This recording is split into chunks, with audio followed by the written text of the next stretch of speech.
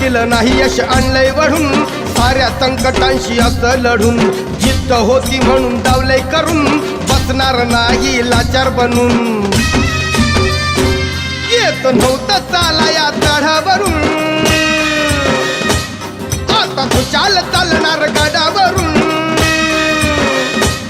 कुबड्यावाल्यांची नव्हती नुसतीच हुल कुबड्यावाल्यांची नव्हती नुसतीच हुल आम्ही ठरलोय यात सक्सेसफुल आम्ही ठरलोय यात सक्सेसफुल